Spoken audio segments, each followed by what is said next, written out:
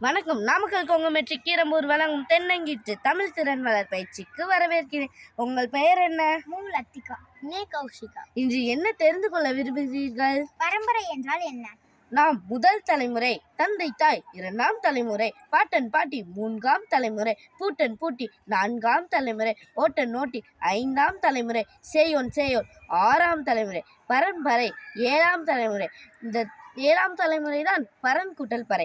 இதை நாம் பரம்பரை என்று அழைக்கிறோம். ஒரு தலைமுறை சரியானது 60 வருடங்கள் என்று கொண்டால் 7 தலைமுறை 480 வருடங்கள், 7 தலைமுறை 960 வருடங்கள், கிட்டத்தட்ட 1000 வருடங்கள் செல்லும். பரம்பரையாக என்று சொல்வதற்கு இதுதான் பொருள். 7 14 என்று பொருள் வரும்.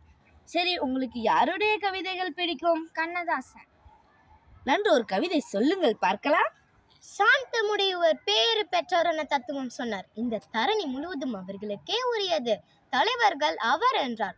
மாந்தரின் வாழ்வில் தேவைப்படுவது சாந்தம்தான் என்றார். அது மண்ணையும் ஆளும் விண்ணையும் ஆளும் மகத்துவம் பார் என்றார்.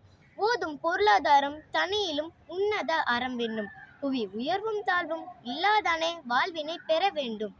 இரக்கமுடையோர் பேறு பெற்றோர் என இயேசு பிரான் சொன்னார். அவர் இரக்கம் காட்டி இரக்கத்தை பெறுவர், இதுதான் பரிசு என்றார். வாயும் வயிறும் ஆசையில் விழுந்தால் வாழ்க்கை பாலைவனம். அவர் தூய மனதில் வாழ நினைத்தால் எல்லாம் சோலைவனம். தம்மையும் வாட்டி பிறரையும் வாட்டும் சண்டை சச்சரவு தினம். தன் நாடு என்றும் பிற நாடு என்றும் பேசும் பொய்யுறவு.